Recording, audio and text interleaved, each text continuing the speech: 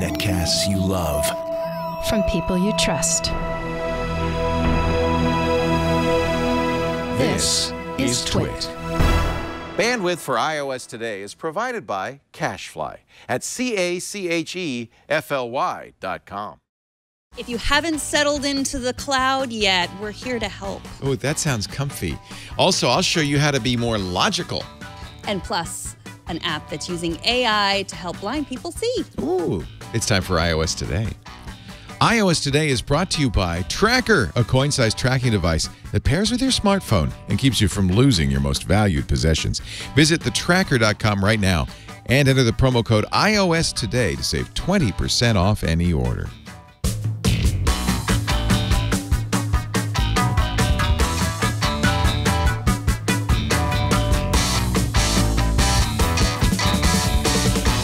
iOS Today, the show where we cover iOS today. I'm Megan Morrone. He's Leo Laporte. I am. She's wearing an Apple Watch, so am I. We got an Apple iPhone. These are all iOS devices. An iPad, and yes, we even consider the Apple TV an iOS device, and we cover all four of those on this show. We show you apps you can use, tips you can use. We cover iOS news. It's kind of everything you need once a week on iOS. So we thought we would compare some cloud services today. Yes. Everybody's in the cloud. And I thought this was a good time, too, because, you know, we've been trying out iOS 11 and showing that off. And part of iOS 11 is the new Files app that lets you access Supports the cloud. Yeah. Not just iCloud. We should probably explain what we mean by cloud before we go too much farther. Yes, we should. It's not just a little puffy thing. No, clouds aren't just puffy things anymore. Actually, goes back to the days when engineers would illustrate circuits. And, you know, you'd have certain symbols for different, you know, transistor and a resistor and so forth. And if they were drawing a network, they'd have servers and they'd have computers. But then they had this problem because then there's the internet. There's out there. And so they always represented it out there because it's an unknown. It's a black box with a puffy little cloud. So that's why we call it the cloud. It's whatever is not in your premise. You know, it's outside your premise. And truth is, it's really the same thing that's in your premise. You know, the network that you're going to, whether you're going to OneDrive or Google or Facebook or Amazon, is really just a bunch of computers connected by, you know, usually Ethernet. It's just that they have a connection to the internet, you have a connection to the internet, and you get together over this cloud. So when we talk about cloud, we're talking about using storage that isn't on your premises, that's somewhere out there over the internet. Is it okay if I still like to imagine that my photos and files and stuff are just up there somewhere? Yeah, except that it's kind of important if to understand that it isn't really, that it's just on somebody else's computer. Right. Now, they're very fancy computers and they're very fancy network centers that are air conditioned and they have backup power. They're probably more reliable than our homes and offices, but it's the same kind of thing. And that means that sometimes the people who work there can look at what's on those computers. It means law enforcement can often subpoena what's on those computers. In fact, in the past, they've even been known to go into these network operations centers and take all the computers and bring them back to the forensics lab and analyze them all. So it's important to, if you think it's just a cloud, then it may be the properties of that cloud are kind of amorphous, but it's not. The cloud's just really how we're connecting. It's really on just a computer system in somebody else's office. Right. It's good to know who that somebody else is. Very important. And what their policies are and whether they have access or if they use encryption at all. And if they use encryption, if they know the key or you know the key and things like that. These are really important if you want to protect your privacy and your security. For instance, we talk about iCloud. That's Apple's. Now, remember, iCloud is just some servers in North Carolina. It's in a big network operations center. And they're computers with hard drives and processors, very much like your computer. They're not Macs. Actually, interestingly, Apple runs on Windows. They use Azure for their cloud. Really? Which is a Microsoft service. Shh. Doesn't matter. That's one of the best things about the cloud is you don't have to think about what file format, what disk format, what kind of computer. None of that's important. It's all accessible to you over a standard protocol, over an internet protocol. But, you know, Apple in this case, encrypts the data as it's going to the cloud. It uses HTTPS. You want to make sure of that so that no bystander can just snoop on what you're sending to the cloud. And then they encrypt it on the hard drive with strong encryption. But, and this is pretty common with cloud providers, it's also true of Dropbox and Microsoft's OneDrive and Amazon, they hold the encryption key. And that means if you had a rogue employee, I trust Apple, and they keep those keys pretty close to the chest. But if you had a rogue employee who had access to the key, he or she could see your stuff. That law enforcement would almost certainly be able to get your stuff with a proper subpoena or warrant. And so sometimes people, that's sometimes for people not enough. They want something Steve Gibson calls trust no one, which means only you have the key that can unlock your data. And there are very few trust no one cloud providers. So it's important to think about what you're putting on the cloud. And really, unless you're using a trust no one provider and you really know what you're doing, not assume that stuff is private. And of course, that's the trouble that a few Hollywood stars got into a few years ago. They used iCloud to back up the contents of their phone, which happened to have embarrassing pictures of themselves, and these pictures leaked out because somebody hacked Apple's iCloud. That's a perfect example. Don't put anything on the cloud you wouldn't want grandma to see. Right. I mean, that's a good discussion about what the cloud is and what stuff is. We're talking about this being stuff, all of our stuff. When you think about your stuff in your house, you're protected. You're protected against, it belongs in your house. But once it's in the cloud, all this stuff is not the same. Like you're saying, it's not protected necessarily by, search and seizure rules and all that. Right. So having said that, somebody was asking in the chat room at the beginning of the show, do you recommend iOS 11 if you have an iPad Pro? I wouldn't do it if you absolutely have to have a reliable iPad Pro, but we're both using iOS 11 now. We are. Which is a beta. It's in the second beta. The second one came out this week. And I found it's very reliable. Yeah. I love it. And one of the features, and we're going to show you, is this new file browser. And you see, not only does it browse your local files, but look at all the cloud providers. There's Google Drive. We can't see because of your head. Oh, there's my big fat head. There's, what is DS Cloud? Oh, this is my personal cloud. Is that your trust no one cloud? Yeah. Pardon me? Ooh, let's look at it. Disk Station, thank you. You want to look at it? No. Okay. So Disk Station is a Synology network attached storage, a big Synology, that's the company, drive in my wine cellar. Oh. Because it's cool.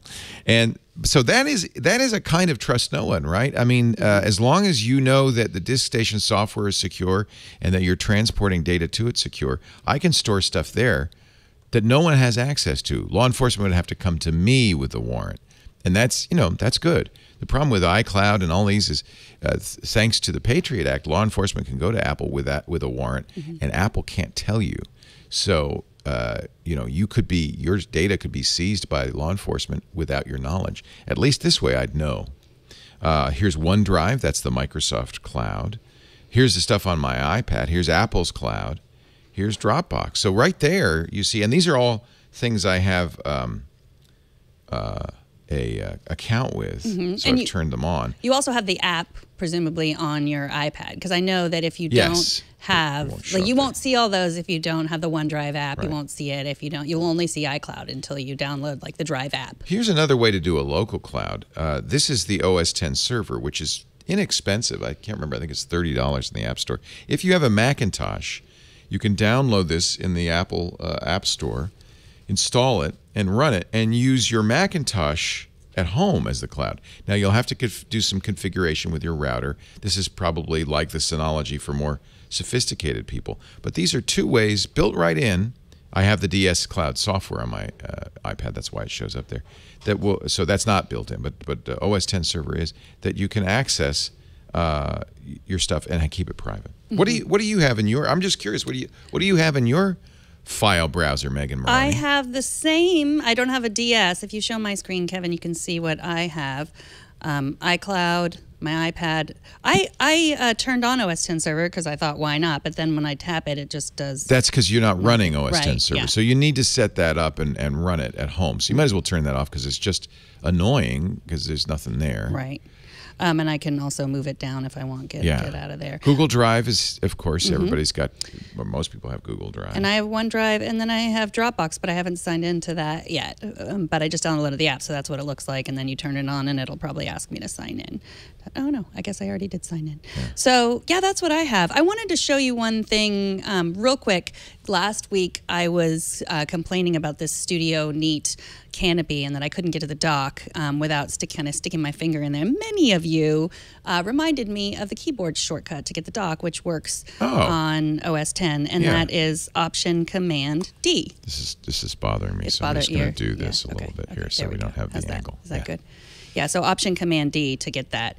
So yeah, but that's hard to remember. Option-Command D pops up the dock. Yeah. Or hides it. Or, yes, Option-Command D. Goodbye. Yeah. So, yeah, those are the ones that I have. Should we talk a little bit about the price? Because everybody has a little bit of free space for you, but once you get into more than that, it's going to cost some money. Right. All of this. And iOS just constantly nags you to upgrade. Unfortunately, you don't have a choice about that, I don't think. I guess you could now that's an interesting question. If you completely disabled iCloud, which I don't recommend, would it get rid of all the nags? The reason I don't recommend it is because even with only 5 gigabytes, which is the free storage, at least you have a backup. You can copy files there.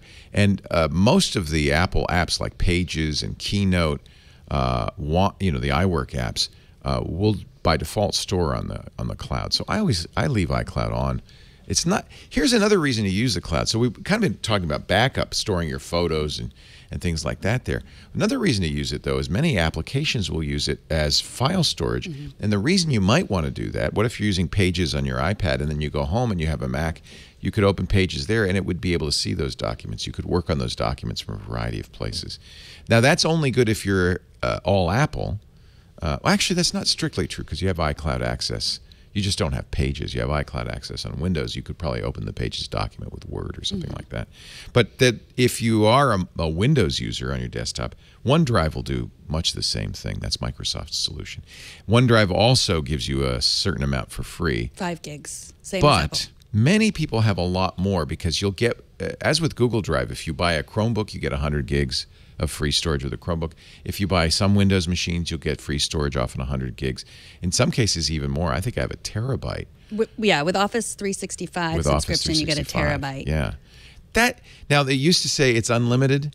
A terabyte is unlimited. It would be, the one negative of the cloud is you have to use your internet bandwidth to put it up there. And most people have much slower upstream bandwidth than they do downstream. You know, when you buy your internet, it usually says something like 20 megabits, your mileage may vary in most cases, as fast as. But what you really want is the dual number, 20/5, and you can find that. The second number is your upload speed, and that's what is the limit with cloud storage. And it's one of the reasons a terabyte is virtually infinite. You're not going to store gigabytes of data up on the cloud because it's just too slow to do that, unless you're lucky enough to be working here where we have what's called a symmetric connection, a fast 10 gigabit symmetric. So it's 10 gigabits up and 10 gigabits down. Then cloud makes a lot more sense. That's why cloud really started, the whole idea of cloud storage really started in businesses that had a lot of upstream bandwidth. So remember at home, your downstream bandwidth is going to be somewhat of a constraint on what you can do. And your upstream, I should say. Right. I also think that be careful before you load all of your stuff in one cloud. Because I feel like these are the prices that they are now, but there's no telling they're not going to change in the future. And I don't think that there's some sort of conspiracy theory, but I think it is very likely that these companies are saying, yes, it's free, it's unlimited, and then I've put 10 years of photos on there, and then when they say, we're going to start charging, am I really going to move those 10 years of photos somewhere else, or am I just going to say, okay, $15 a month, not a big deal, I'm going to do it. Right. So. Well, that's a good point. Amazon, for instance, if you're a Prime member right now, offers unlimited free photo storage, much like Google does. But who knows if that price will stay free. In fact, I didn't know how I did this, but I was checking my Amazon drive the other day, and I had 100 gigabytes there, and they wanted money. They wanted me to pay that money, and I actually just started deleting stuff because I didn't. You didn't want to pay $12. Well, I had turned on automatic uploading on a desktop, I guess. I would like someone to do a study to see how many photos of just like the ground there are, like up in those cloud photo storage, where you just like accidentally took a picture or an accidental screenshot, just the things that up in the cloud that nobody intends to save, but it's just so easy. We're doing automatic camera upload. I'm sure. I bet there's a lot of stuff. So it's 5 gigs free for OneDrive and iCloud. Google Drive gives you 15 gigabytes free, but that also includes your Gmail if you're using Gmail. And that so fools people because Gmail can be the bulk of that. Mm-hmm. And Dropbox only gives you 2 gigs free. So 1 terabyte is $10 a month. Pretty much for everybody, 1 terabyte is $10 a month. Google Drive, 1 terabyte is $10 a month. iCloud is $10 a month. But everybody but iCloud will give you a discount on a year. So for most of these services, aside from iCloud, it's $100 for a year. For iCloud, it's still $9.99 a month, whether you subscribe for a year or not. So just, minor, they're all about the same, but so there are other features that I think you should consider besides the cost. Yeah. Now, what do you think about privacy when you're comparing all these different sites? I'm just logging in real quickly because I forgot one other cloud service that I do use on all my other computers and I hadn't installed yet on here, which is Box. I like Box. Box is kind of a competitor to Dropbox. It's very similar to Dropbox. It has somewhat of the same capabilities, and it will show up in the file manager if you. That was a good example of, since I hadn't installed it, it didn't show up. Now that I've installed it, it should be in there. Why do you like Box? The reason, there it is. The reason I started using Box is because it was used on. I think it was one of my Linux distributions. So one of the things that will affect your decision is some apps will use a cloud service as backup or storage. That's why you might want to use Amazon Prime storage for your photos, for instance. And there are until recently, iCloud was a little broken for app storage, so people tended to use Dropbox. Some used Box. So I have a lot of apps that store their data, for instance, on Dropbox, which really encourages you to have a Dropbox account. Although, again, 5 gigabytes is a lot of free storage. I think that's why I have Box. I think is because one of my apps used it, but it's very similar. I don't know if there's any significantly different features. What is also important is there are some trust no one services that may or may not have iPad apps, but there are other cloud services. I'm going to mention one right now called Trezor. It's out of. Let me just see if there's an app for it. Yeah, there is. So this is out of Trezor. It's from the German word Tresor, which means treasure. Oh. It sounds like I'm kidding. But this is trust no one. So in this case, your data is stored on their servers, but they don't have access to it. It's also in Switzerland, and they say, well, the privacy laws are better here. The only, they use standard encryption, which I think is good. The only thing that worried me is they say patented encryption, and that worried me that they might be using their own proprietary stuff. But I see here they're using RSA and AES. That's a good sign. The RSA looks like that's used for transport from yours to the other. AES would be for their local storage. That's a good sign. So this has some limitations when the cloud service doesn't have the key. There's some things that they can't do as a convenience to you. But if privacy is key, there are services like SpiderOak and Treasure.it, or I like to say Treasure.it, but Trezor.it, that do have what's true trust no one encryption. What happens if you forget your password? You're out of luck. Don't. Got it. But that's what you want, by the way.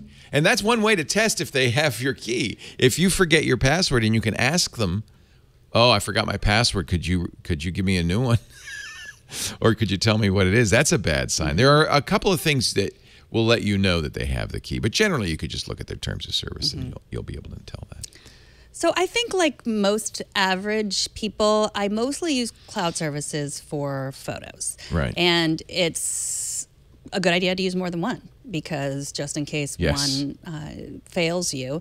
So, and I think that Loquacious in the chat room was saying, I love Dropbox. I just wish they had a better pricing. And it's true, Dropbox will, they'll do kind of not shady things, but things I don't like, where like, get someone to sign up and you'll get more free service. I'm not a big fan of trying to, encourage your friends, use your friends as leverage to get free stuff. It's just I'm not a fan of that. And I think a lot of the reason I am fond of Dropbox, and maybe I don't want to speak for you, Loquacious, but it was the first one, right? Like it was the first service that was easy to share your files. I remember like back in the day, you would say, I have this big file, like don't email it, like just use Dropbox. And so I think that's really true. There's a lot of there's just a lot of, gosh, you were the first one there.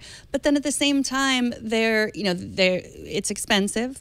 And they've had some issues with security. I know there was some ransomware, like in my last job, there was an entire, like someone had clicked on a phishing scam, and then all of our Dropbox files in this project that I was working on. Oh, that's bad. Yeah. And that's an example of really why, you got to be careful with cloud storage. Mm-hmm. But and they don't do anything. Like I have all my photos on Google Photos and Prime Photos and iCloud, and I get advantages with that. Like Google Photos, we've talked about it a million times, but they'll put slideshows together for you. They'll make GIFs out of, many of the photos you took. They'll give you your memories. And I think that's so worth it. Yeah, and same with obviously iCloud, having your photos all there are just easy if you use iPads and iPhones and Macs. They're just all there, and you can easily make photo books.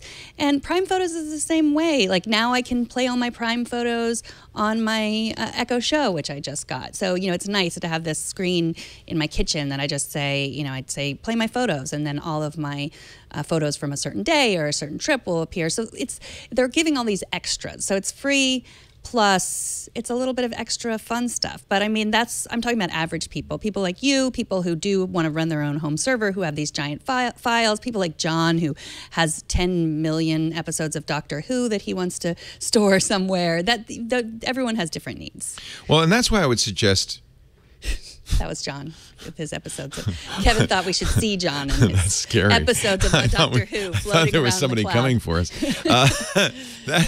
If you're not watching video, don't worry about it. That's why what I would suggest is that you be aware of the implications of using various cloud storages, and continue to use Dropbox, continue to use iCloud, especially the free tiers, but understand that they're not completely private and secure. And then maybe, now Treasure It is expensive, but maybe if there's some stuff you really, don't, those pictures from the party last weekend, you really don't want to leak out to anybody, you use a service like Treasure It, or perhaps set up your own cloud storage. It's expensive, but not, impossibly so to have a cloud server at home. It's more of a technical issue to have your own cloud server. So it's a good idea, though, to understand the different levels of security and then use it appropriately. Put the data in the right place. Put data you're not too worried about on places like iCloud and Dropbox. It really is important, if you're taking embarrassing pictures on your iPhone, that you don't put those on iCloud. Mm-hmm. And frankly, I wouldn't put them on Google, and I wouldn't put them on Amazon Prime storage. Those you want to keep somewhere else. Unfortunately, it's not always easy to say, well, these pictures are okay. So this is something you've got to think about a little bit. Mm-hmm. And they make it complicated, not only by having free tiers and changing prices, and it's not easy to go, and there are comparison tables, but if you look at them, it's pretty complicated to figure out, and that's how they want it. Frankly, they want you to just go, I'm just going to use iCloud, it's easier. I'm just going to use Dropbox, it's easier. And I use them all. I have Box, I have Dropbox, I have iCloud, I have OneDrive, I have Amazon, I have Google. I use them all. I think the one thing that's really changed since maybe we did an episode like this a year ago or 2 years ago, we would have a lot more services like Treasure It that people had never heard of, that we would say like, hey, try this cloud service, try that cloud service. But it really is now down to the big guys, to those companies that are competing on all ends, Amazon, Google, Apple, Dropbox is fighting for its life there among all of those services. And, some part of me feels bad, like, oh yeah, I want the independent services. But when you're talking about trusting a company with all of that information, you want them to stick around for a while. You want to know that they're going to be around. And that's not saying that though any of these services will be around forever. And they do have the right to, if they change hands, to give all of our content to someone else. So that is something to think about too when you're talking about, those pictures you took last Saturday or your important documents, whatever you might have, if your work stuff, all that stuff. It's good to keep that in mind. Yeah, it's absolutely. This is why we're talking about it. And I have to say that this new file browser, which will be available for everybody in the fall, is going to be a really look. I just added Treasure It to. So as soon as you install the app, it'll show up in the file browser. I think this means we're going to see a lot more usage on the iPad. This was kind of always a problem with the iPad. Was where are my files and how can I preserve them? Now you have a choice. You don't have to use iCloud. You have other choices. And so now you've got to do a little bit of homework. If you don't want to do homework, iCloud's a great choice. Just remember, don't put anything on iCloud that you don't want to be public, because it could conceivably become public. Remember that it is going to cost you. I do the $1.99 a month tier. What is that? I think that's 10 gigabytes. Maybe it's 100 gigabytes. It's enough so that I think it's 100 gigabytes for $2 a month. That's a good price. And that's enough for me to back up my phone and my iPad and not have to worry about it and still have enough left over for things like iWork. So $2 a month. Remember, it's not fully secure.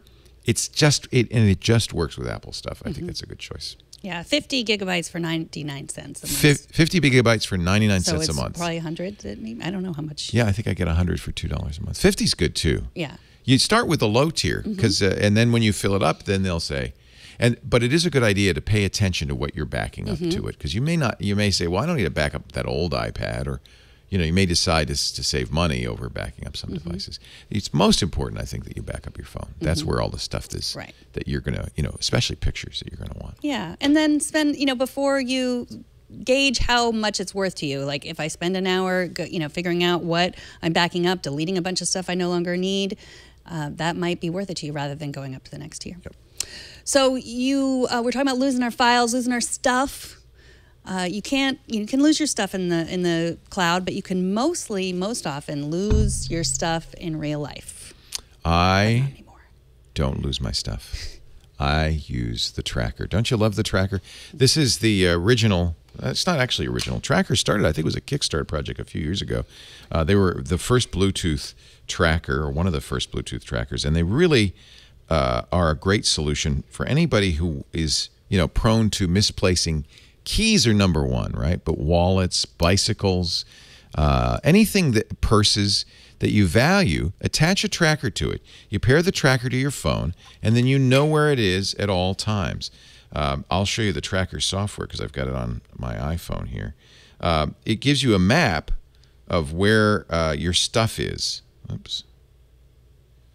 So I can see, if I look right here, the key to my car is right here, where we are, right? But now what if I left the key behind at work? It's kind of like, you're used to this a little bit with Find My iPhone. You could then go into the tracker program and say, oh, I left it at work. But what if, and here's the real what if, somebody sees, oh, Leo left his car keys, let me go for a spin, or let me just take the keys and move to Montenegro. Then you wouldn't see where your keys are, because this is just Bluetooth, so it's only good for 100 feet. This shows you it's the last time your app saw it. But here's the beauty part. There are 4.5 million tracker devices out there, millions of tracker owners. Anytime their phone sees your keys, even in Montenegro, in fact, if you look at the map, they're all over the world, you'll get a ping on your phone saying, hey, I just saw your keys in Montenegro. So everybody's helping everybody out. Privately, securely, you don't even have to worry about it. I'll tell you what. I've realized there's certain things I just don't want to lose. I just put the new Tracker Pixel, I love this, on my camera. So you see how easy it is. Tracker Pixel is the lightest Bluetooth tracker out there. This is the new one. It lights up too, which is neat. It's got Oh, and you hear that? That's my phone ringing because I just pressed the button on the tracker pixel that says, "Where's my phone?" But it will also light up. You probably can't see it in the studio with LED lights all the way around the ring, which makes it easy to find. If I leave my camera or keys in a dark room or they fall behind the couch or whatever, I'll get a 90 decibel tone out of my tracker. I could do it right now, and I will. Here, let's do it right now. Let's see if you can hear it. Can you hear that? Mm-hmm. And it will light up. I just stopped it, and that means it's a lot easier to find. I love the tracker and very affordable, especially if you use our promo code iOS Today at thetracker.com. iOS Today at thetracker.com. There's the map of all the tracker owners. Zoom out a little bit because you'll see they're all over the world. 20% off. There you are. Millions of them everywhere, even Montenegro. Actually, especially Montenegro. I guess I'll have to find another way to steal your car, another place to go when I steal your car. Well, just go to Siberia. Apparently, there's only one up there. Okay. Thetracker.com, promo code iOS Today to save 20% off any order. Fill up your cart. Load them up with the Tracker Bravos. You see this now. They have this beautiful UV LED printing on the Tracker Bravo. You can also get it engraved. Even for pets, these are small enough and light enough. You can put them on a pet to get the waterproof enclosure, and you're good to go. Tracker. TheTracker.com. For code iOS Today. The other reason I love the tracker, it has a replaceable battery. So most of these other Bluetooth trackers, when they wear out, you have to throw them out. And that just bugs me. I don't like to do that. On the tracker, you just pop out the battery. It uses a CR1616, and you just pop in a new one. And you're good to go for another 6 months to a year. The tracker. I love it. TheTracker.com. Don't forget iOS Today is the promo code. That's kind of fun, isn't it? Did you accidentally press the button? I did. It wasn't an accident, but yes, I did. I like that little tune. You can make your own tunes. You can make your own tracker sounds. Yeah. You don't have to have it be that. Mm-hmm. Geeking Tom Max asks if you track a pet. I put on my dog because I don't want him to get away. Now, remember, it's not a GPS device, right? I mean, you couldn't. At least not for now. I'm sure when you can get them small enough and the battery power long enough, you will be able to do this with the tracker. But for what this is, a Bluetooth device. So if the pet gets outside of range, then you're going to count on your neighbors having the tracker software, and they'll see your pet and let you know where your pet is. It's a great solution. I use it on my keys, as you can see on the cameras. I don't want to lose. I don't want to leave behind. At the restaurant or whatever, having a tracker on it is a really great thing. Completely out of. Why is that out of focus? Oh, because it's not down here. Hey, Leo, you know how cameras work, right? Okay, so as you mentioned earlier, iOS 11 Beta 2 is out, the public beta, and I want to thank Ryan and many others on Twitter who pointed out that the newest beta lets you make it rain to close all your apps. So last week we said that you had to hold down, but now we can just you can make it rain. And I know, as you said before, you don't need to do this. Apple knows what it's doing. Yeah, but it's still nice. But it's still fun to clean everything up. Yeah. And so thank you to so many people who mentioned that. Make it rain. I love that. Yes. Oh, that's cool. I know. That's not really technically what make it rain means, but I don't have a big pile of money to go like that. So that's what I do with all my files that are open. I'm rich in open files and open tabs. Okay, free beats for students. This happens usually. Free beats? Free beats if you buy a computer. So this happens usually around back to school-ish time. We're still a little bit away from back to school, but if you go to Apple, buy a Mac or an iPad Pro. It might be new this year that you buy an iPad Pro and they will supply the beats, so it's great for kids going off to college. We are actually in the market, my daughter's starting in high school next year, and we either have to buy her a Mac or an iPad Pro. And I think we're probably going to go for a Mac just because I think as her first computer, that's what we'll do. But yeah, and you can get free beats. She doesn't have a computer. She doesn't really have, no, she doesn't use one. I mean, they had iPads in the schools. And that was enough for her. Mm-hmm. But I think you're right for high school. I don't know. We're rapidly getting to the point where you could use an iPad, at least an iPad Pro. because it has a keyboard. But I like having a keyboard, like attached keyboard. Yeah, I mean, I have really been using this iPad Pro more, the 10.5, because I have this really nice keyboard, full-size keyboard. But I don't know, the iPad that she was given at school, she cracked the screen on that pretty quickly, and it had a giant case. So I don't know how she managed to do that. So I think maybe a laptop, while a lot more expensive, might be just a better, sturdier device for her. But I ordered, as you know, we were talking about it, the Logitech Slim Combo, and it's coming tomorrow of all things. So I'll have to show it next week.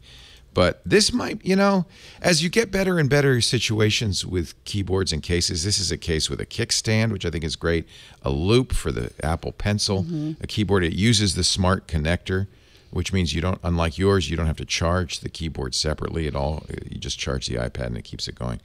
And it's got a backlit keyboard. This, boy, as you add that and iOS 11, and again, you want to use it with an iPad Pro.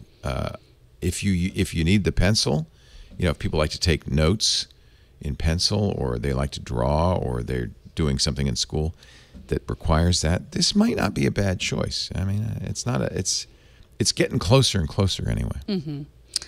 So I don't remember if I ever talked about Detour on this show. I know I talked about it on when it came out a few years ago on i5 for the iPhone, and Nate talked about it. Have you heard of Detour? It's an app for iOS, and it gives cool tours of cities all over the world. Oh, neat. And they're often read by famous actors, but they're pricey. They can be like $5 for a tour of Haight-Ashbury, or that's a lot. Yeah, I mean, it's cheaper than buying a tour with my human. Yes. But they're free all summer. Detour is free all summer. So that's a nice thing. It's really an iPhone app. So you can get a tour of Chinatown or the San Francisco Museum of Modern Art. So here's the Beat Generation tour.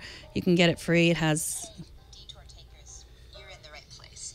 Nobody knows what's going on. If you had a headphone jack, we could just plug in our cable, but you don't. Oh, I don't.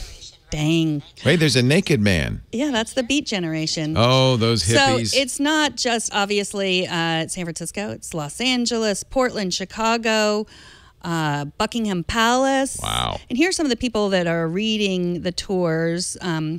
Eileen Miles, that's a famous person. She is a famous person that... I'm Eileen Miles, a poet, writer, and a big talker. See, I would want to pay...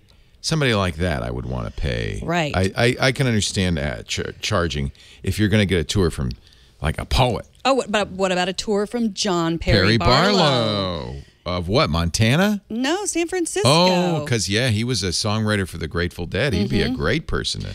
So, just all the sci-fi bookshops, salons, art galleries, strip joints, and faded rock and roll haunts. You'll plunge into a mind-bending discourse. Fun. So, if you live in the Bay Area, you can check out your town. If you don't come here on your way to come visit us, tickets at twit.tv. Stop in San Francisco, or here's Charleston, Barcelona, New Orleans, Paris, New York City. I really love this app, and I'm excited that all summer they're free. So I think Ken Burns' tour of the Brooklyn Bridge. So check that out. The app is free. Detour. I'd love Ken Burns touring me. You can see it on the So iPad. it's funny because as you know, we travel a lot, and usually we go on cruises or guided tours. So we will have tour guides, and I actually like that. I like the idea that you get to a town and you can have somebody show it to you. But sometimes we'll be in a town and there's nothing scheduled, or that we don't want to do the tour.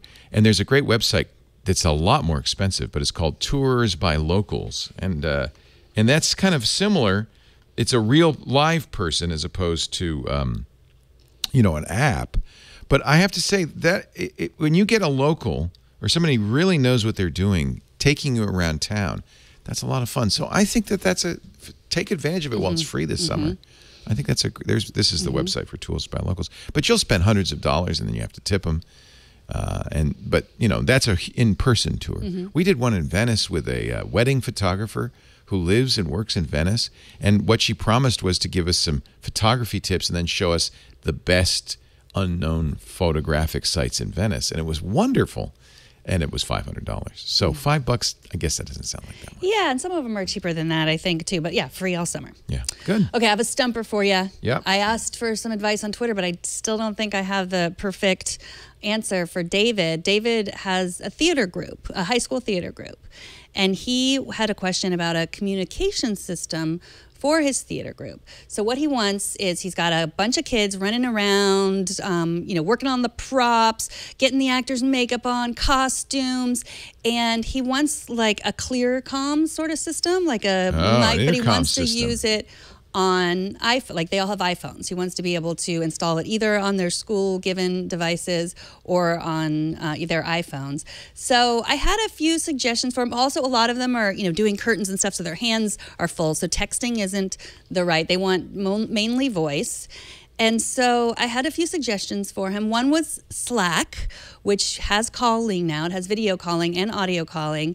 But for the free version of Slack, which I know, budgets are tight in school theater programs, that doesn't have that, the free version. So you'd have to upgrade to the paid version of Slack. Also, another suggestion I had was the app House Party, which is popular among the kids these days. They might already have it. That's not a bad idea. That's video too, but you could just keep it in your pocket and use the audio only. Yeah. Or the video might be helpful. In some cases, yeah, pull it out, yeah. Some people on Twitter suggested even Facebook Messenger, same thing. They have video calling, and it might also be something that the kids already have on their device. What he's describing is something that we used to call push-to-talk. And remember those Nextel phones, and you'd hear it, blip, blip, Joe, come on over here, we got a delivery to make. And you'd hear them everywhere. So the carriers still offer similar things, but you'd all have to be on the same carrier because Nextel got sold. They bought by Sprint. Sprint decommissioned the specialized radio network that Nextel used. So now they all have to simulate it using LTE networks or the phone network. But almost all the carriers, the big carriers anyway, offer push-to-talk. But since it's a high school and it's a theater, I think probably most kids have. They may all have iPhones, but they may not all have the same carrier. So the good news is there are push-to-talk solutions on the iPhone. We're in the iPad, which is not going to be helpful. You really wouldn't want to use push-to-talk on the iPhone. But there are, maybe I'll have to do a search for push-to-talk. Well, F and Dunn says there's a ClearComm has an iPhone app, but I thought that had to work with, you had to have the ClearComm system already. Here we go. Push-to-talk. So there's quite a few. If you search for push-to-talk, these are walkie-talkie apps. Go PTT push-to-talk. Azeti has one. Here's the Verizon, the AT&T solution. I wonder. This one is a guide for using WhatsApp as a push-to-talk. So it is probably likely that all of you have something like Facebook Messenger or WhatsApp, and you could do a group call with those chat apps. They all have voice built into them, and keep that call open, and that would work also. You could do anything that would allow you to do a conference call. Everybody would have to dial in at first, right, to the conference call. You'd put in your Apple headset. You'd put your phone in your pocket, and you'd close it and keep that conference call going. Then you can all hear one another. Now, that doesn't mean you can silence other people. I mean, they'd have to open the app and press mute if you wanted to silence them. It's kind of got the pros and cons of a conference call, but that'd be another way to do it. The nice thing about push-to-talk is you can say, call Joe or call Makeup. And so a push-to-talk app will work for that. But if all you want to do is just have everybody talking to everybody else, any conferencing app will do that. Hangouts, Messenger, WhatsApp, anything that has voice calling and voice conferencing. House Party has the same problem because you're all on at once. So push-to-talk if you just want to, but then you have to take out your phone and say, call Makeup or call Wardrobe and pick it on the phone. Maybe Siri. I wonder, some of them might have Siri capabilities. So you could say, hey, who, call Wardrobe. Or if you are disciplined, you can keep the conference line open. Problem with that is, I know it's noisy backstage. Everybody's crazy running around. You don't want to be listening as a stage manager to all of that nuttiness going on in the background. There's some good solutions. Yeah, and I had a lot of people tweet at me. There's something called Zello walkie-talkie. There's a lot of these. Yeah, but then I didn't hear from anyone who said our group uses this, Right. and we have a lot of success with it. So that was what I was really looking for. So if your group has something like this, email me at megan@twit.tv and maybe we can help. Just David a out. recommendation. We found a ton of them. Here's another one that F and Dunn shows us called Unity Intercom. Same idea, and this is the idea you want, where you can say, talk to individual people, as opposed to this is an intercom system. So you see here, camera 4. You're talking to camera 4. This is kind of basically like a ClearCom solution, but totally with the iPhone. Oh, this is nice. It has an Apple Watch app too. That would be cool. I doubt many of the kids have Apple Watches, but you could then choose who you're talking to that way. That's probably more what you want than a group chat. And then some of the reviews. This was a total waste. There's no way to understand how this app works. And then I've used this app many times with a team, and it's stunning. So most of the reviews seem pretty positive. And that's a look at the new App Store reviews, which are nice. That's definitely. Oh, that's right. This is iOS 11. Yeah. Yeah. You couldn't I scroll like through that. apps like that. No. I mean, app reviews. Yeah, now before. you can see them kind of like this. Yeah. And I have to say, despite this one negative, most of these are very positive. So thank you, F and Dunn, for recommending this. Is called Unity Intercom. Here, let's put it on our phones and we can try it.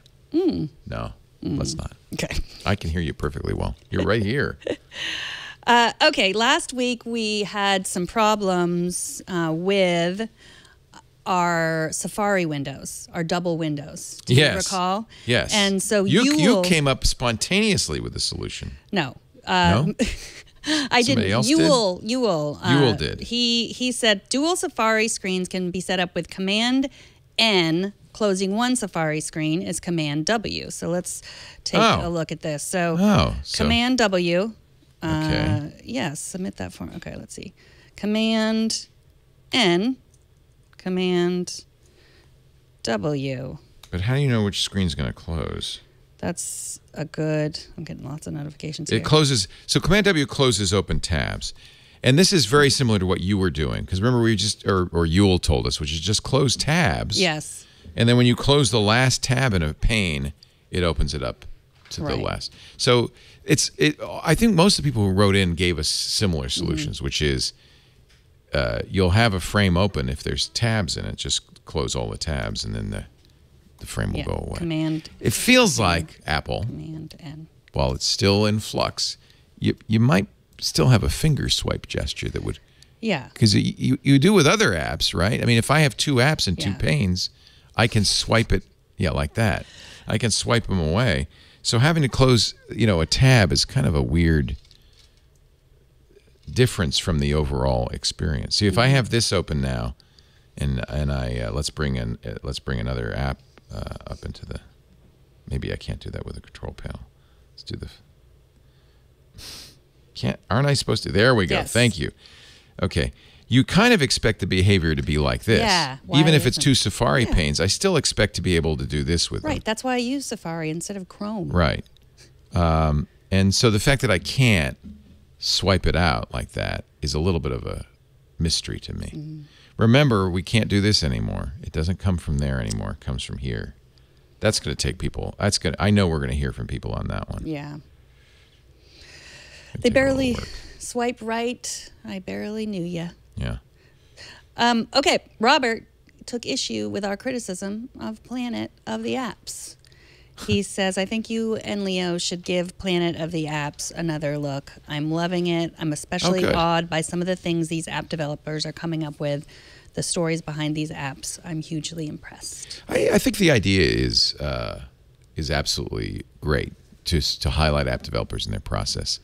I resent the fact that we've got Will.i.am, Will's not so bad, and Gwyneth Paltrow as judges.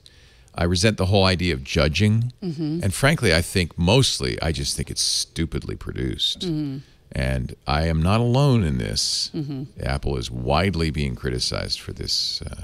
In fact, one of the reviews I said is, this initial episode is so bad, it's really disappointing. They've already got 6 more in the can. It's like, can't you stop now? And I particularly don't like the escalator. Yeah. The escalator pitch. That's just dopey. Well, I don't think swipe right and all that. I don't think that.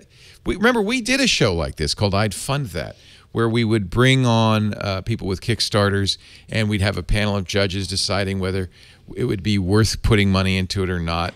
It initially seemed like a good idea. We didn't do it. We stopped doing it. We piloted it, and we did a few episodes, and we stopped it because it seemed cruel and unnecessary. And I think we had the good sense to stop. They have not. Do you really want Jessica Alba and Gwyneth Paltrow and Will.i.am? Gary, I'd trust, I guess, telling you whether your app is worth producing, and here's some money. I don't know. But thank you, Robert, for writing in. We always everybody, dissenting opinions. Different strokes for different folks. Amen. Everybody has, we're just expressing our opinion. We're not saying we're right. Well, we are, but we're not. No, we're not saying. That's our opinion. Yeah. Ben from Omaha sent us a video with a question, and he says he apologizes if his eyes are closed. He is visually impaired, and sometimes that happens. Hi, Megan and Leo. It's Ben from Omaha, Nebraska. I was wondering if there was an app that you can convert handwritten text, such as this, into normal print as you would see on a PDF, say. Thanks. Love the show. Is he cute? He is. Ben sends us lots of questions. I always appreciate them. Thank you, Ben. So there are some apps that do this, but I definitely wanted to play his question because there's another new feature in iOS 11 that it does something similar, which is allow you to search in your notes. So you can now in iOS 11 with the notes feature, you can write with handwriting. Because it is, in fact, behind the scenes converting it. Yes. But it's imperfect. It is imperfect. This is a very hard thing to do, Ben. Yes. Why is that doing that? Get a pen. Okay. Maybe my... you might be dead. Your pencil might be dead. My pencil might be dead. Oh. Okay, so I do this. Why is that doing that? Get a pen. Yeah, I think your pencil's dead. My pencil's dead. So I can write with my finger, right? Yeah. Yes. Megan. Now you have to write very clearly. Very clearly. And then I could try the share sheet. That's how you do it. And then you can find in Note, so I can see if it will find Megan. Yeah, it did. So it found that. So if, Ben, this is what you need to just have your notes be able to be searchable, then you can write in Notes on your iPad and do that. But that might not be what you need. So what you're talking about is something called optical character recognition. It's extraordinarily hard to do with handwriting. It's a lot easier to do with this, print.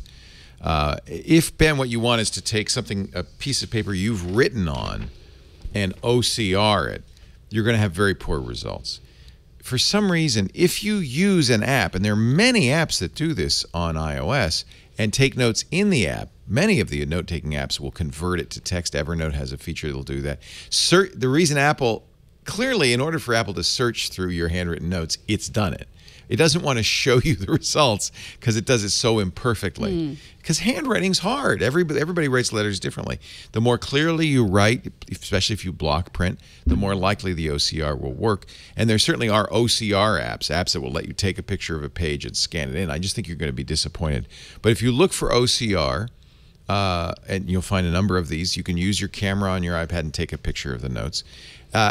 It would work better if you used a note-taking app in the iPad and wrote carefully. Part of the reason that works is because you're going to get immediate feedback. As you write, it'll convert it into text, and you'll know whether it got it right or not. And so you'll have a better result that way. And it might encourage you also to write more clearly. But just look for OCR, optical character recognition. And there are a number of programs that will do that. Just from photos that you take with your iPad. Right. And a lot of them will cost money. One that is free is Adobe Scan. Right. If you have a That's a great program. If you have a Creative Cloud account, then it's free. That's a free account, right? It's a free account. So that is one thing that you can do. And I think it's sort of the same thing. You can scan the text, so you take a picture of it. Right. It's just going to not work so well with handwriting unless your handwriting is really good. Right. And you, like me, it appears, Ben, does not have... Why are you looking at my finger? I was looking for a document to scan that was handwritten. Oh, that's your camera. Yeah, that's my Well, camera. Here, we can give you some text to scan. Okay, let's see. See, there's handwriting. That's going to be... Well, look, it had handwriting. Go ahead and use that. Yes, that was me. That was one of my notes from my bullet journal. And how well did it do that? Well, see, your handwriting's terrible. My handwriting is really terrible. Wash mattress, it might be able to get the list. Oh my! How do you wash a mattress? Do you put it in the washing machine? These are my extra cleaning things that I need to do. You wash your washing machine. Oh, people forget to clean your washing machine. A dirty washing machine's a terrible thing. It is. This was the day after the holiday. You're joking, obviously. All right. So I don't think it's going to do a great job with handwriting. No, and I know I scanned this, but I think it's just keeping it. I don't know exactly. Oh, you got to find the OCR capability. Yeah, that is. I've used for a long time a program called Scanner Pro. I used it on my iPhone, but it's also available on the iPad. That's about $4. But again, the OCR part of it is going to I just think it's going to choke. Text Grabber by Abby. Have you ever used that? That one. Abby, ABBY, has been around for a long time. They're one of the better $5. known scanning companies. So that's going to do, Abby, for instance, is going to do as well as anything does out there. Thank you, Drew Nielsen, for he was. You wrote Wonder Woman kicked butt in your notes? I did. She doesn't even need a cape. I noticed that. Yeah, she just jumps with her thighs. That's just a page from my journal. Wonderful. I haven't seen it still. Still haven't seen it. So actually, let's not forget, Microsoft offers a free program called Office Lens that does, I believe, at least, let's see, it trims, enhances, and makes pictures of whiteboards and documents readable. It can convert images to editable Word and PowerPoint files. So that definitely does OCR. And that's free too. And that's free. Start with that, Office Lens. This is designed for the office so that it would scan a whiteboard, for instance, which is handwritten, and preserve it. It has a business card mode. Yeah, I would start with Office Lens. All right, I think we have time for one more question. I always have more questions than we have time for. Do we have time for one more before the AppCast? Please. Okay. Michael writes, can you give any tips about how to make Google Maps the default on the iPhone? After doing a search, there are suggestions, but they refer to previous versions or simply don't work. You can never make, I'm sorry. No, you can't, You Michael. can never make anything not Apple be the default. You have to use Safari. Does he mean for Siri? Through Maps. The Google Maps, the default. Yeah. I guess, that's a good question. Safari? Like when I say navigate, like this. Right. Navigate to the White House, Washington, D.C. It says getting directions to the White House, and it's going to launch Apple Maps, right? See, this is what, So what I use, because I do prefer Google Maps often, I use Google Assistant app on the iPhone. So it's right here. That will use Google Maps. Yes, so it's right here on my front page. I just go like that, and I say, navigate to the White House, Washington, D.C., and it will use Google Maps. There we go. Yeah. Let's go. Let's go. Okay, everybody, get your caps out, and we're going. So yeah, if that's what you're talking about. Thank you. I had one more solution for that. You can make Google Maps the Chrome default, so you can't, make Chrome the default. But if you just put the apps that you want on your phone and just use your I feel like, I'm sure this is a tip that everyone knows, but that the apps that you use most often, Audible, Google Assistant, Twitter, Slack, you just put them right here because this is where your thumb is. Well, and that's going to be easier in iOS 11 now. You'll have that dock, and that's got more room and so forth. Yeah, that's going to be good. I haven't put iOS 11 on my phone. I don't know. Either. It doesn't have all the same features. I wanted to use it with the iPad Pro, so I'm not sure what it'll look like on the iPhone. I suppose I should try it. Because you have lots of phones. This is just my only phone. It's all, well, I use my iPhone predominantly. You know why I use the iPhone? It's best battery life of any phone out there. It's as simple as that, you know. I mean, I like the camera's great and all that, but all right. Shall I be bold? Maybe we should have a vote. Maybe I'll put a vote on Twitter. Twitter. Shall I be bold? Shall I be bold? Shall I be bold? wear gold? Shall I walk on I'm the sea? tempted. All right. Before next week, I will have iOS 11 on my iPhone. Yes. Actually, we should. One of us has to do it. You. All right. Because that way we can say what'll be different in the iPhone. It's going to be out in 2 months. It's not that far off. All right. Time to put on your cap. And today we actually have caps. We do have caps. Did someone make a specific request for caps? Well, we call them app caps. Now, you've chosen to do the bent brim. Mm-hmm. And I'm much more hip. You're wearing a Google cap. Mm-hmm. Because I love Google Assistant so much. Yes. I'm wearing a Billabong cap because I'm a hip surfer dude, and it has the flat brim. And I was told by my son for years, "Oh, leave it flat." And then in the last year, he started curving it again. Yeah, it's the style. It's like this length of skirts. It changes. It just changes. So, scientists say that when you can't see someone's eyes, you trust them less. Like that was the problem with Google Glass. Is that true? Yeah, like what are you hiding? Is that true right now? Do you yes, trust I don't trust less? you. Okay, then I should show my eyes because I want you to trust me. You could be a dementor. I don't know what you are. You could suck the life out of me. This is the style that these are meant to be worn these days. I don't get this one. Why do people do that? Because it's cool. I think for those of you listening at home, I've turned it so the brim is behind me. And you see all the bros do this now. I just saw a picture of Henry, my son, 22. This is how he wears his cap. Is he a bro? He's a bro. He's definitely a bro. Oh. He just, I won't share the bro with you. We're making dinner tonight. We're doing sous vide tonight. If you want to come over. Bros do sous vide? No. Okay. That's why Henry puzzles me. This is why. Dude? Look at that. Is it because of Nintendo's Pokemon? Henry looks really different. Yeah, he lost his nose and mouth in a horrible accident. No, that's not. That's a picture of what's his name? Ash. The Ash character from Pokemon. All right, so we're wearing caps because this is our app cap. Do you think Ash is why people wear their hats like this? I don't know. Kevin is the only millennial we know in real life, so, besides your son. We're sous videing tonight. Anybody wants to come over? I should show you. I'll have to take some Instagram pictures. Please do. So I got the sous vide, and the Anova is like $100, and the idea is. Did you get it on Prime Day? Because it was. I did. Because it was a good deal. That's actually how this all started. But then, so what sous vide is it's French for under vacuum. You seal meats or fish or vegetables even in a bag, and you cook them at a very low temperature in a water bath for a very long time. So if you want to do medium rare steak, that's 100. If you're grilling it, you're trying to get the center of the steak to 135 degrees. So what you do is you put it in a sealed bag so there's no air, which insulates. Put it in the bath for an hour or two till all the meat is exactly 135 degrees. Now the problem is it's incredibly unappetizing at that point. It just looks like piece of gray Somebody meat. Who's been in the bath too long. Yeah, a little wrinkly. So then you have to do, and this is what restaurants first created this because they could have, this is literally have a tub of rare, medium rare, and well done steaks that just need to be finished. And then you finish it you pop it on the grill, you put it on the broiler, you put it in a frying pan to crisp it up on either side. It looks like a normal steak. It's beautiful inside, perfectly cooked, but just because you don't have to burn it to get it cooked all the way through. That's the principle. But you don't stop with the sous vide because now you have to get a torch.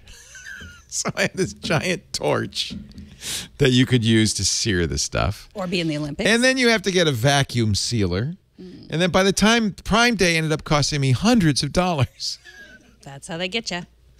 Darn you, Amazon! Okay. I bought another Echo Dot on Prime Day, even though I don't need it. But they were so cheap, $25. Yes, exactly, $25. All right, so we're wearing caps. I don't know if this is the best look for me. I'm gonna go back this way. It's important. I like that look. Okay, like the bros. You're a bro. I'm a bro. Never mind. I was gonna ask what the female version of bro is, but I don't know if I want to know. A woman. Just stop. Do I look like I'm in our gang? Yeah. All right, so we do this app cap because app rhymes with cap, and it's our favorite app of the week. And mine is called Seeing AI, and it's by Microsoft. And it is a new app. They're using AI to help people with low vision or other vision problems to see. So I have had some mixed results with Seeing AI. It's definitely in its beginning stages. And Kenny, who watches our show, and I always ask him about apps because he is also seeing impaired, and he has given me some feedback. He said he has other apps that work better. So when you go to the movies or watch a movie at home, sometimes you can get the descriptive version of the movie, which is for blind people, where it tells you what you're seeing. They can hear the sound. It's kind of the opposite of closed captioning. Closed captioning for people with hearing problems, you can watch the screen, but then it tells you what people are saying. This is the opposite. You can hear the sound, but then it tells you what the people are seeing. Right, and iOS has voiceover built in, so this is the opposite. This is the this is the perfect. So it stays on even while you're.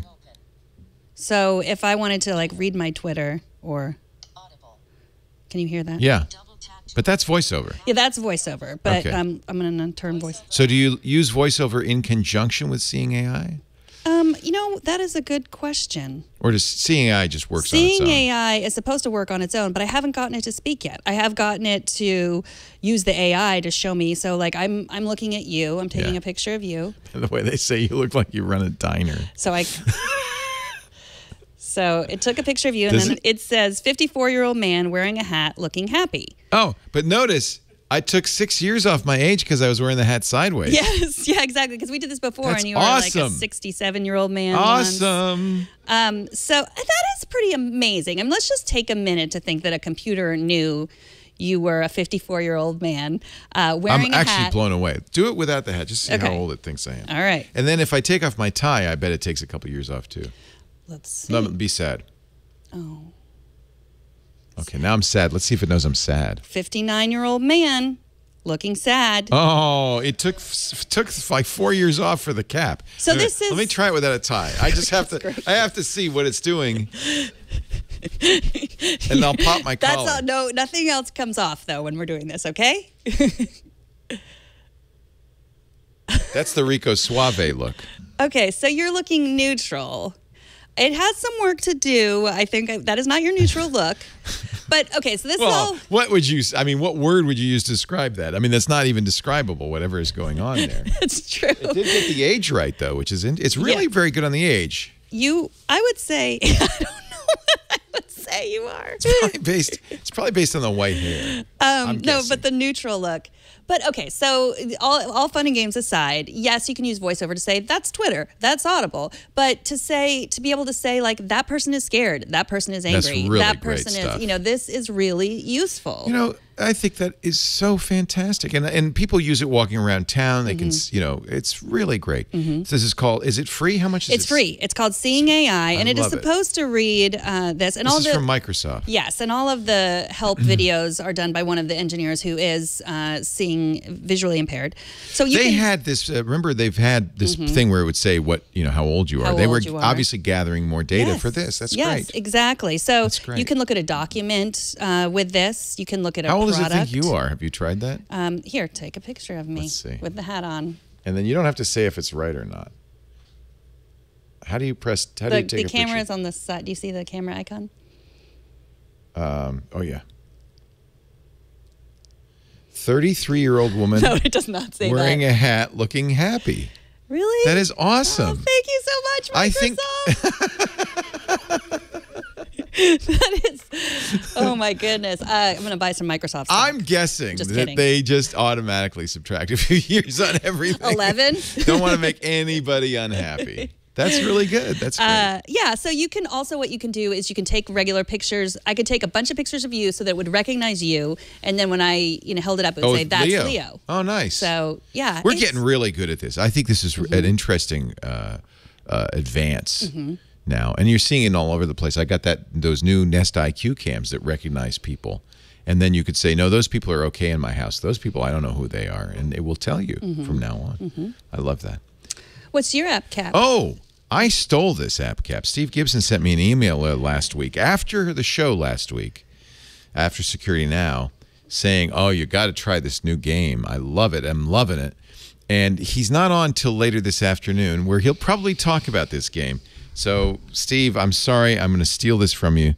It's called Circuitry, and it is a logic. I like it because it's a game. It's a fun game. It's a very challenging game. But you also will learn Boolean algebra, logic gates, and digital circuits. Yes, that's how in fact, you're going to see the TWIT logo very early on. So like a lot of these games, you've got problems to solve, and then there's a playground that you can create circuits with. But let's just start. I've gone farther at home, but I just thought I'd start at the beginning because it gets pretty hard pretty fast. A logic gate is an electronic circuit device which does a Boolean operation. Boolean's logic, and or true, false. Linking wires in circuitry allow these signals to be passed on from the outputs of the gates to the inputs of other gates. That sounds complicated, but here's the idea. This is an AND gate. So the way AND works in Boolean algebra, the output is true only if both of the inputs are true. The output is true only if both of these are true. So what we're going to do is connect these and connect these. Then we're going to check answer. So have we figured this out? Yep. So if they're both false, it's false. If one's true and one's false, it's false. But it's only true. Oh, actually, an AND gate, if both are false, it says. Oh no, that's right. Yeah. So it only is true if both are true, and it worked. You ready for the next one? Yeah, I'm down. That seemed pretty darn easy, right? But this is going to get a little bit harder. We've got 2 AND gates. In the previous problem, actually 3 AND gates. We wanted the output to be true when the first and second output were true. Using 2 AND gates, can you construct a circuit which outputs true when all 3 inputs are true? How do we do that? Oh, dear. Oh, dear. Well, I think here's how we do that. We're going to say this is going to output true only if both of these are true, right? Let's disconnect that from this and put this in here. Now, if we connect the output of there to that and this, now think about what's happening here. If these are both true, this is going to output true. That line will be true. If this is true too, that line will be true. 2 trues, and we should get a true. This should test it. If it's wrong, will we blow up? Yes, okay. But it's not wrong. Now, so far, oh, by the way, by doing this, I've unlocked an AND gate, which you might know looks a little bit like the TWIT logo. We'll get to the TWIT logo in a little bit. All right, now we got a 3-way OR gate. This gets a little bit harder. Using 2 OR gates, connect them so the output is true if any one of the inputs, A, B, or C, is true. So that's how an OR gate works. When you connect A and B to this, if either of these is true, A could be false or B could be false, but they can't both be false. If either of them is true, we'll get a true coming out that end. But we want to, and this is analogous to what we did with the AND gate. We want to add a 3rd input. So now, if any one of these is true, does that make sense? Let's try it and see. Oh, yeah. That's the last of the easy ones. Wow, so it gets harder. We're going to make a NAND gate. It gets harder. This. Isn't it fun? And Circuitry. you're learning a few things. You're learning Boolean logic, true, false. But you're also learning what these circuit diagrams mean, and you're learning how to build a logic circuit. I love it. It's free. It's easy at first. You're not, and you might look at it and say, well, wow, there aren't very many problems. Don't worry. There are plenty of problems when you get to the end of it. I do hope that he adds more problems in the end. This is a really great, and there's a whole thing about circuitry, rather about the app that you can learn more about it. I'm very impressed, I have to say. I think that they've really done a great job. There's playground mode as well. Yeah. That's where things get really But you have to interesting. unlock, in order to do that, you have to unlock these. And look at, so I've unlocked a button, a light, or an and. So I have some things I can do, but you'll want to get through all the problems to have all the possible circuits. I love this. It's free. It's free and it's fun. I really have to say. And you actually are learning something. I think any kid in high school, I bet you a middle schooler or a smart kindergartner could probably. It says age 4 and up. Yeah, with a kid, you'd probably want to spend some time as the parent with a younger kid. Yes, spend time doing it with them, which is Yeah. awesome. I love it. It reminds me a little bit of Snap Circuits. Do you remember that? It's exactly that. Yeah. Except it's on the iPad. Yes. It's kind of the same idea. Yeah. Yeah, Snap Circuits. I mean, my kids had those. That when was they a were like physical. 5, Yeah, 6. that's a physical version of this. Yeah. Yeah. I Set love the outputs to be equal to a NAND B. That is, so what does a NAND gate do? Make the output signal false only when both inputs are true. It's a negative AND. It reverses it. So let's see. So this is a regular AND gate. Make the output signal when both inputs are true. So with a regular AND gate, now we know that this line's going to be true if they're both true. So it'll output a false. Oh, look, I even got a green light. Let's see. Yeah. So you lit that up. I lit it up, baby. It's getting harder and harder. Lit. Not using a NAND, and on and on and on. So thank you, Steve Gibson. I'm sorry I stole your thunder, but I figured people who watch Security Now probably don't watch iOS Today and vice versa. So I hope that everybody who watches Security Now doesn't tell Steve. I'm going to email him right now just because. I'm not doing any more because it's too hard now. I love this app. I already downloaded it. I'm going to tell my Nice. kids' teachers about it. It's amazing. Thank you. And that's it. That's all we have you, for you Steve. this week. We're done, but that's okay because Mac Break Weekly is coming up Yeah, next, so there's just lots more Apple stuff to come. We do iOS Today at a new time. Maybe you noticed if you tuned in live.